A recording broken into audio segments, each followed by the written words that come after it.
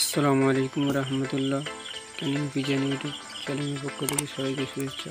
দর্শক বন্ধু, আজকের আবার একটি ভিডিও নিয়ে চলে এসেছি আপনাদের কাছে।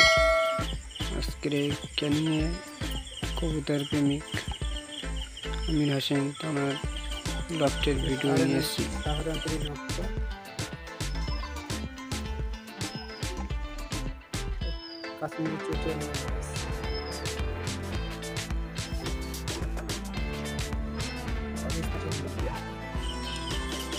পেয়ার সাহারানপুরি নাপ্তা আছে, খুব সুন্দর কোয়ালিটি।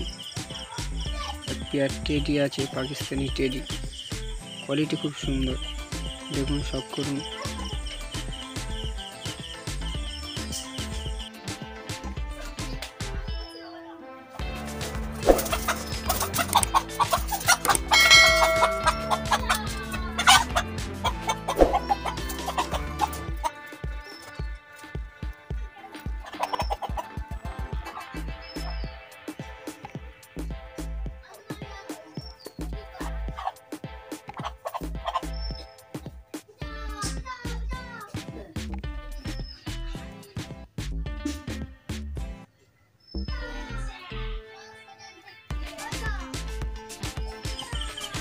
এসে কিন্তু পেয়ারিং দুটি কীরকম হয়েছে কমেন্টস করে জানাবেন।